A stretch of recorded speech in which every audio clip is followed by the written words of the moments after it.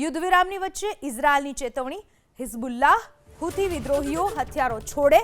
ઇઝરાયલના પ્રધાનમંત્રી નેતન્યાહુએ ચેતવણી આપી, ઈરાન સામે ચાલતા યુદ્ધનો અંત નહીં.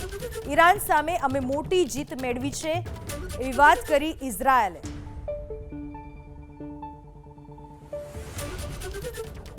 યુદ્ધ વિરામ વચ્ચે ઇઝરાયલે ચેતવણી આપી, હિઝબુલ્લાહ હુથી વિદ્રોહીઓ હથિયારો છોડી દે. ઇઝરાયલના પ્રધાનમંત્રી નેતન્યાહુએ આ ચેતવણી આપી.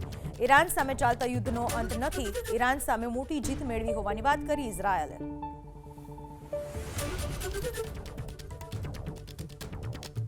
તો યુદ્ધ વિરામ વચ્ચે લેબનાન પર ઇઝરાયલનો બોમ્બમારો. દક્ષિણ લેબનાનના અલ તેરી શહેર ઉપર હવાઈ હુમલો. ઇઝરાયલની એર સ્ટ્રાઇકથી લેબનાનમાં તબાહી મચી ગઈ. ઇઝરાયલના હુમલામાં 97 લોકોના મોત થયા. 24 કલાકમાં લેબનાનમાં 97 લોકોએ જીવ ગુમાવ્યો. ઇઝરાયલના હવાઈ હુમલામાં 133 લોકો ઘાયલ થયા. ઇઝરાયલના હુમલામાં લેબનાનમાં અત્યાર સુધી 2020 લોકોના મોત થયા હોવાનું જાણવા મળી રહ્યું છે.